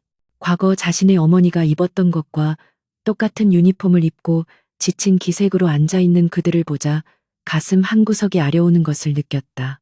지아는 그들에게 다가가 따뜻한 음료수를 건네며 인사를 건넸는데 여사님들은 회장님이 직접 말을 걸어오자 당황하여 어쩔 줄 몰라 했다. 지아는 그들의 거친 손을 잡아주며 여러분이 계시기에 우리 회사가 빛날 수 있는 것이라며 감사의 말을 전했고 앞으로 처우 개선과 복지를 위해 최선을 다하겠다고 약속했다. 한 여사님이 눈물을 글썽이며 지안의 손을 꼭 잡았는데 지안은 그 온기 속에서 돌아가신 어머니를 느끼며 눈시울을 붉혔다. 그것은 지안이 회장이 되어 이룬 그 어떤 성과보다도 값진 순간이었고 그녀가 지키고 싶었던 진정한 가치가 무엇인지를 다시 한번 확인하는 계기가 되었다. 지아는 집무실 창가에 서서 화려하게 빛나는 도심의 야경을 내려다보며 생각에 잠겼는데 그녀의 머릿속에는 앞으로 해야 할 일들이 산더미처럼 쌓여 있었다. 하지만 그녀는 더 이상 혼자 싸우는 외로운 전사가 아니었고 그녀의 곁에는 현우를 비롯한 믿음직한 동료들과 변화를 꿈꾸는 수천 명의 직원들이 함께하고 있었다. 그녀는 책상 위에 놓인 가족 사진 속의 어머니를 향해 속삭였는데 엄마, 이제 우리 슬퍼하지 말아요. 나는 당신이 자랑스러워할 만한 딸이 되었고 이곳을 사람 냄새 나는 곳으로 만들 거예요. 창밖에는 보름달이 휘영청 떠올라 세상을 환하게 비추고 있었고 지안의 얼굴에도 달빛을 닮은 은은한 미소가 번져나갔다. 어둠은 물러가고 있었고 미린의 그룹에는 바야흐로 새로운 여명의 시대가 밝아오고 있었다. 며칠 뒤 열린 신임 임원 임명식에서 현우는 단상에 올라 임명장을 수여받았는데 그의 말끔한 정장 차림은 더 이상 가난한 인턴의 모습이 아니었다. 그는 떨리는 목소리로 취임 소감을 발표했는데, 저는 가진 것 없고 백도 없는 부족한 사람이지만 정의가 살아있는 회사를 만들기 위해 제 모든 것을 바치겠다고 다짐했다. 직원들은 뜨거운 박수로 그를 환영했고, 지아는 흐뭇한 표정으로 그 모습을 지켜보며 박수를 보냈다. 식이 끝나고 이어진 리셉션에서 직원들은 자유롭게 어울리며 이야기꽃을 피웠고, 그곳에는 더 이상 상사와 부하 정규직과 비정규직의 벽은 존재하지 않았다. 모두가 하나의 목표를 향해 나아가는 동료로서 서로를 존중하고 배려하는 문화가 싹트고 있었고, 그것은 지안이 꿈꾸던 세상의 축소판과도 같았다. 지안은 파티장을 빠져나와 조용한 테라스로 나갔는데, 김 실장이 뒤따라 나와 샴페인 잔을 건넸다. 회장님 정말 고생 많으셨습니다. 이제 좀 쉬셔도 되지 않겠습니까? 김 실장의 걱정 어린 말에 지아는 고개를 저으며 웃었다. 아니요. 김 실장 이제부터가 진짜 시작인걸요. 무너진 곳을 다시 세우는 건 무너뜨리는 것보다 훨씬 더 많은 땀과 노력이 필요하니까요.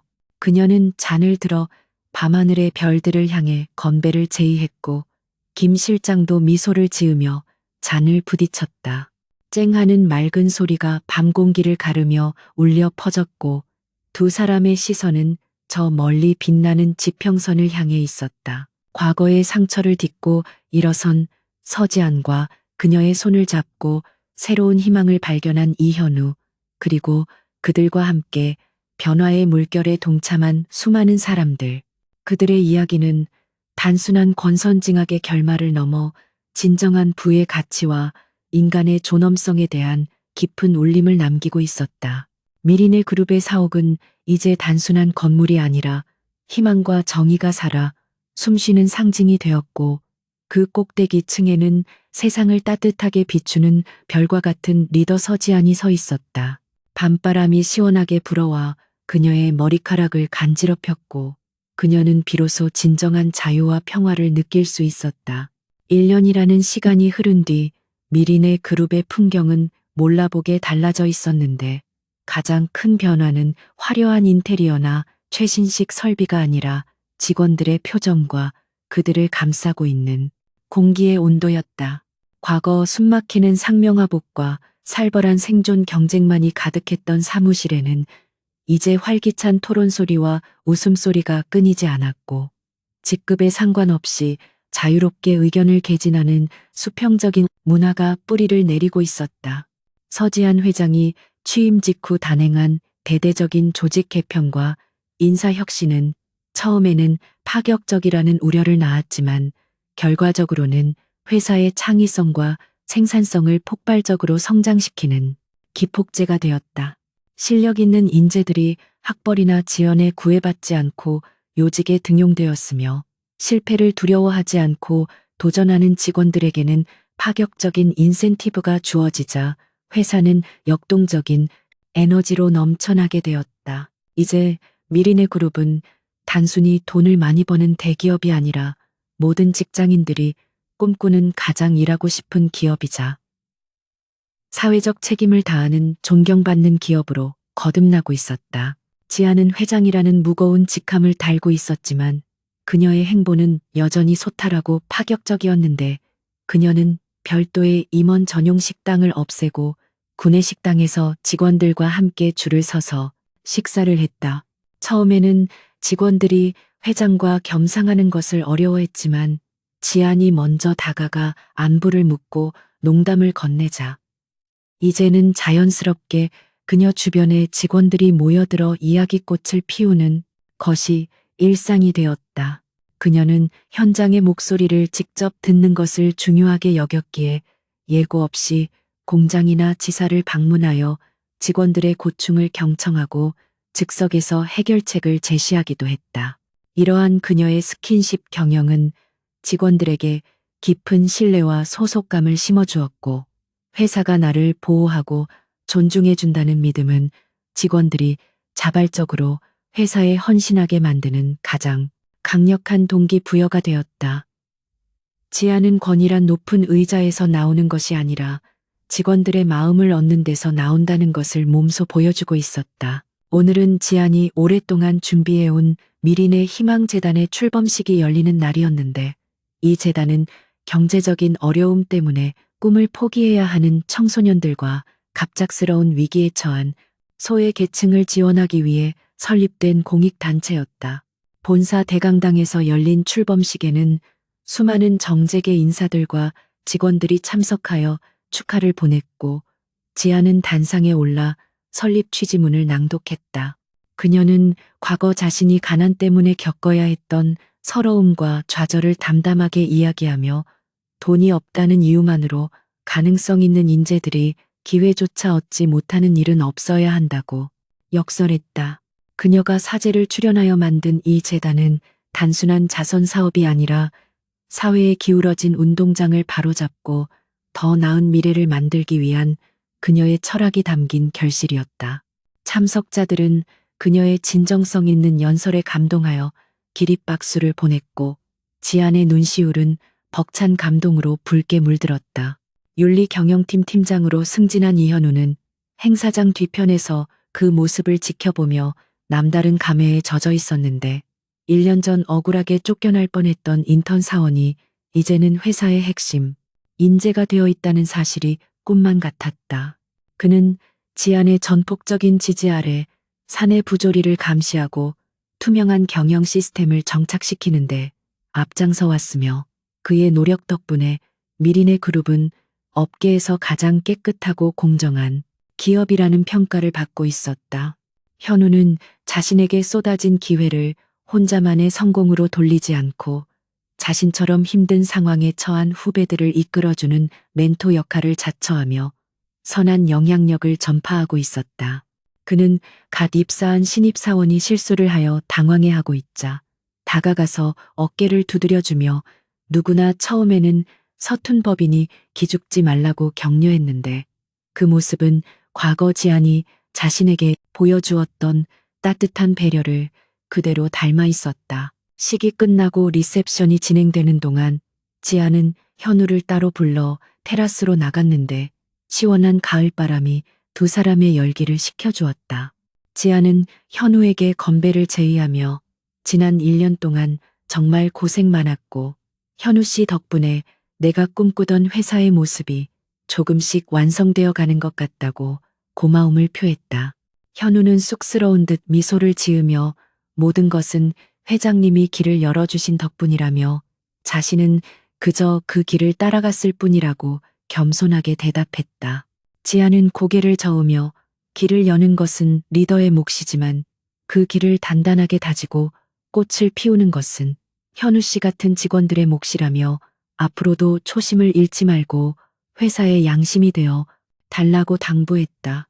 두 사람은 서로를 향해 신뢰와 존경이 담긴 눈빛을 교환했는데 그들은 이제 상사와 부하 관계를 넘어 같은 곳을 바라보며 함께 걸어가는 진정한 동반자였다. 한편 횡령과 배임 혐의로 구속된 최수진과 강민호에 대한 재판 결과가 뉴스 속보로 전해졌는데 법원은 그들에게 징역형과 함께 막대한 추징금을 선고하며 엄중한 처벌을 내렸다. 그들은 항소를 준비하며 마지막까지 발버둥 쳤지만 이미 돌아선 여론과 명백한 증거 앞에서 그들의 몰락은 돌이킬 수 없는 현실이 되었다.